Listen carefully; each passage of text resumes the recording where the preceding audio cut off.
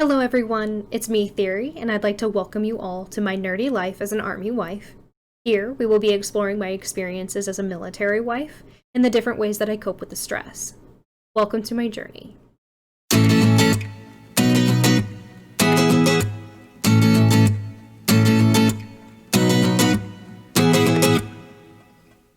Welcome to episode 3 Expectations and Boundaries. I've had two therapy sessions so far since we started this journey, and honestly, I can say that it has been extremely, extremely helpful. I think that I am pretty lucky in that I found a therapist that I so easily open up to. Um, and I kind of go in with specific things that I want to talk about. So then I take notes and I go in with a plan. We always talk about the previous session and where progress is going, as I'm sure most therapists do. But really with two sessions, you kind of don't have that much to talk about. But the our first session was really, really about setting up realistic expectations, um, and communicating those expectations.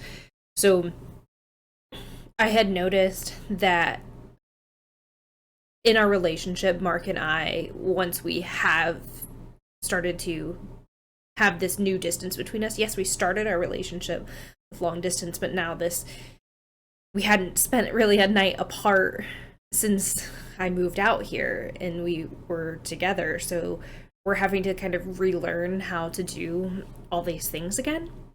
Um, and I realized that our communication was really lacking. Our conversations weren't very substantial, and we were holding a lot back from each other to protect the other's feelings.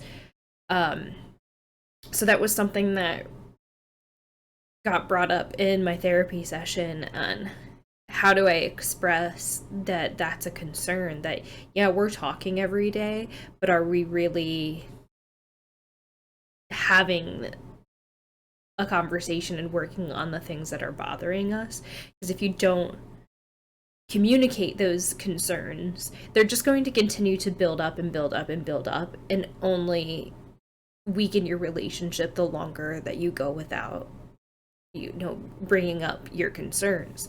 So I really set clear goals that I do need to hear from him every day, and not something that is like a group message that he clearly has sent to everybody and all of his friends, because I'm his wife. I'm not just lumped into that category with everybody else. And that we really needed to understand that because he's in the military, that doesn't necessarily mean that we're going to be able to have a phone call every day, to be able to FaceTime every day, but just kind of sending that message, just checking in every day. Hey, I hope you have a great day. I have a really busy day ahead of me. I just wanted to let you know that I might not be as available as I have been.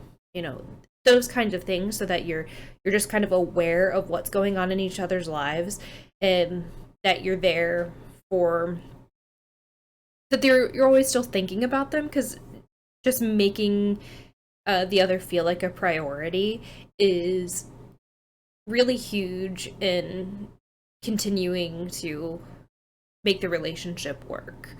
The biggest thing that I had a concern with was that he was withholding information to hurt my feel that he thought would hurt my feelings or upset me or increase my anxiety and stress level, which guess what? That's gonna happen no matter what. So instead of just kind of like finding out as things, he needs to tell me as things happen rather than waiting and holding on to them, to wait for the right time, to wait for when I'm in a better mood. Because if you wait to where I'm in a better mood and I'm not stressed out, then you just ruin that good mood and stress me out. So it's communicating things in real time rather than waiting for the right time, because there never is a right time to tell somebody that, guess what, I might have to be here for a year rather than 4 months. It's gonna hurt no matter what.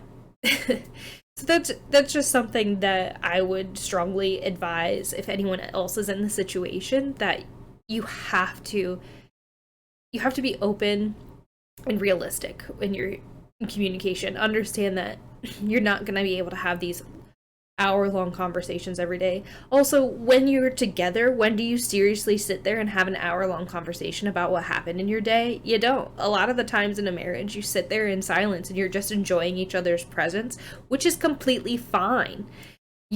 I'm reading a book, he's playing a game, I'm playing a game, he's painting minis, something like that. Like, the you're doing things and you're sharing things together, but you're not always, you don't sit there and talk for 24 hours a day. That's completely unrealistic to expect out of any relationship. Just being able to, like, to share things with each other, that's what's important. So, and he brought up some expectations of me as well. When we do get into arguments, I have a tendency to completely shut down. I get angry and I hang up. Because I'm a person that I'm like, I just kind of need time to collect my thoughts, because I don't want to say something that I don't mean, because I do say things out of anger a lot that I don't necessarily mean. As a defense mechanism, it's something that I've done basically my entire life. So it's a habit that I'm really trying to learn how to break, especially within our relationship.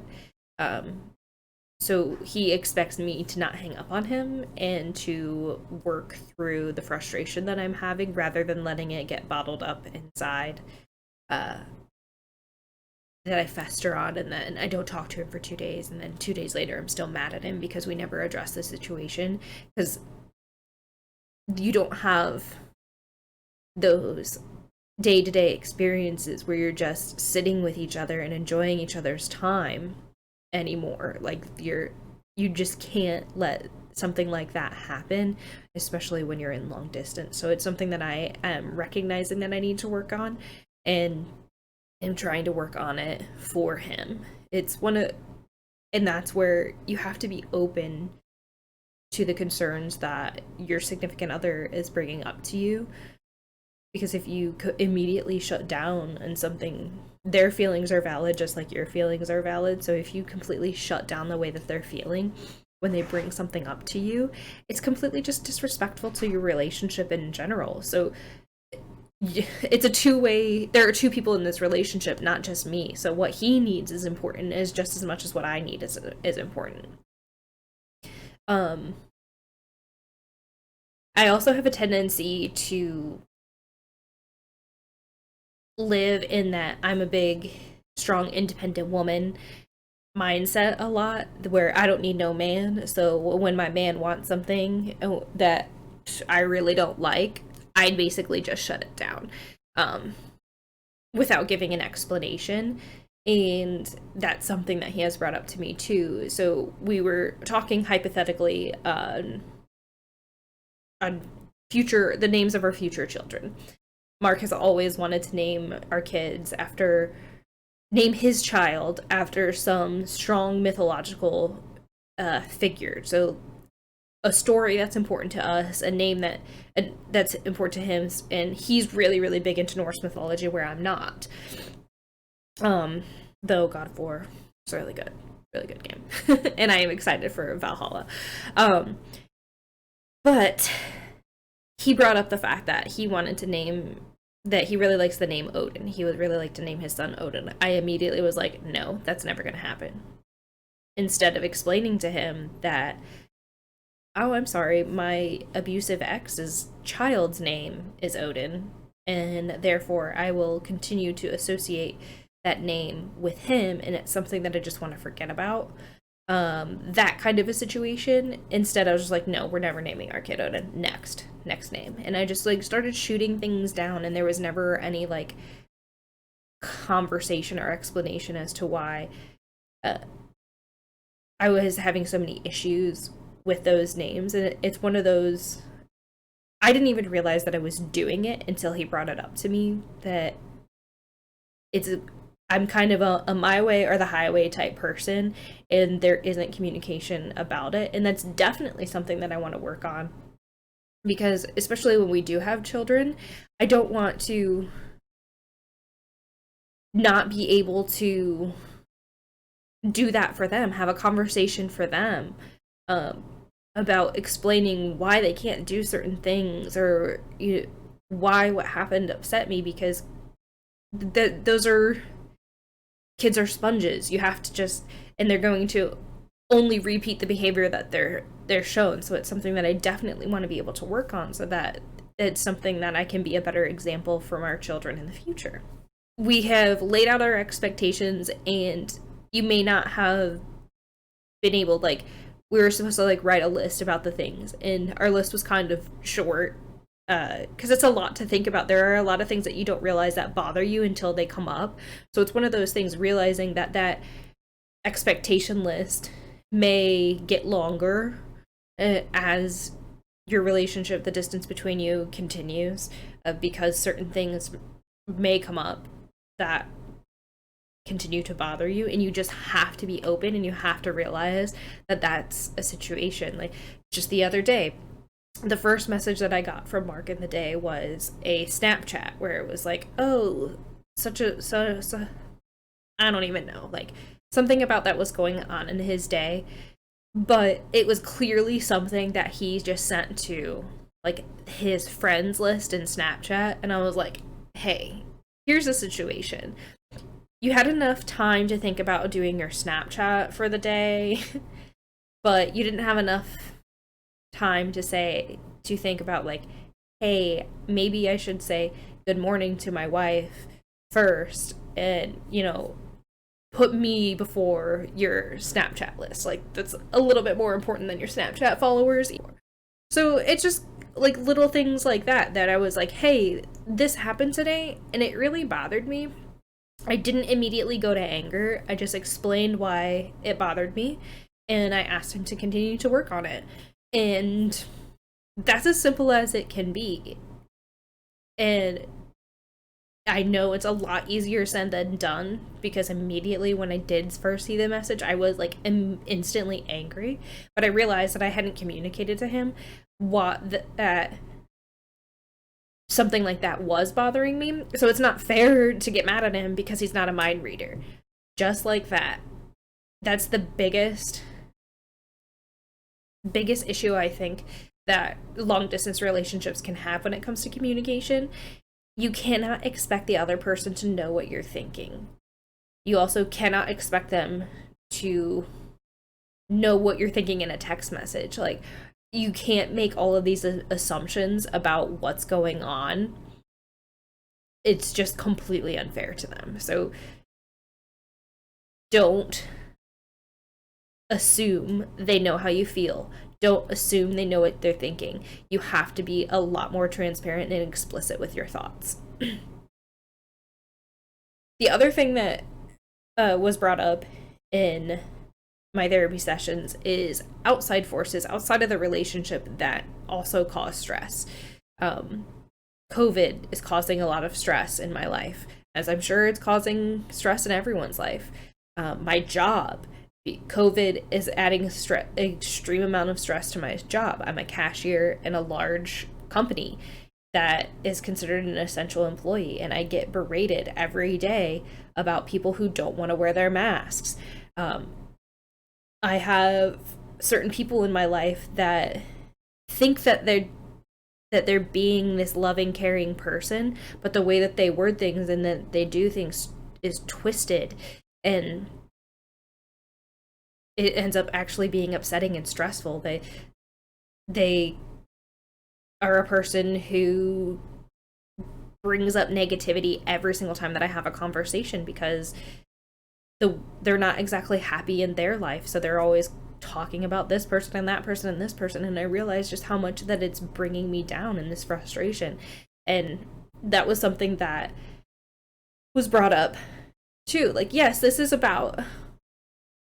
blog is about my relationship and how I'm working on things long distance, but it's also about how I'm working on myself and recognizing that I have anxiety and stress and depression, and that I have to work on me in order to make myself a better person for my relationship, so that all these other things are getting brought up as well. And he suggested just making a schedule that, especially if there's people in your family, like, that you love to death, and you know that they mean well, but they just don't realize, like, what they're doing, that you really have to set boundaries for those things that are causing negativity in your life. Set up a schedule for when you're able to handle and have those conversations. Like, if on Monday from 3 to 5 I'm ready to handle that kind of a situation, so I'll have a conversation with somebody, but at any other time during the week I'm not doing it, because it's only going to bring me down, and I am not doing that. I'm taking the time for self-care, and I'm not going to let myself get into that negative mindset, because there are so many other things that I need to work on, and this is not helping me grow. Something really, really along those lines. So, and I know that these things are not a lump sum. Everybody's different. Not everything is going to work for them. This is just something that I'm working on with my therapist, and maybe these ideas can kind of like spark something that you realize, hey, maybe I can try that. Because the other thing, I just submitted for a leave of absence with work, because I realized how much being there in a day, especially when we are as busy as we have been, there's a lot of stand around time, and then I'm constantly in my head. So what I just decided to take some time, unpaid time, where I'm taking the month of August off to just really focus on myself and these crucial moments, early moments in therapy, where we're really just kind of trying to figure out a path and trying to figure out how to balance things for me. And it's not fair to the customers that come in to the store. It's not fair to my coworkers that come into the store, that at any moment in time I could completely break down and not be able to do my job. So we had discussed it. I discussed it with my husband. I didn't just take an entire month off of work without like looking to see if we were going to be able to financially do it. Talked to the HR department, letting me know like what are my options here. Like, I'm going through something that I'm having a really hard time being the best that I can be at work. That I was even getting complaints from customers. Like, it's one of those things where it's like you don't realize how much of an effect these compounding factors are having on you until someone says, hey, what's going on? It's not like you to have somebody, say that you were rude, and it was probably just because I was distant and out of my head and trying everything in my power not to cry that day. So the conversationalist that I am with people in my checkout lane, they just haven't been there, and it's been really, really hard to put on that fake personality. And that's where I realized that I was exhausting myself, and what I was doing just isn't fair to anyone else. So that's kind of other boundaries that I'm setting for myself, is that I started cutting back my hours, and I realized that that wasn't enough. So then I'm just going to take some time to really focus on myself. Thank you again for tuning in, everybody. Please let me know if you have any questions, if there is anything that you would like me to address in the comments. Absolutely, I would love to be able to answer all of you and help all of you, or just any person in general. But I really appreciate you stopping by.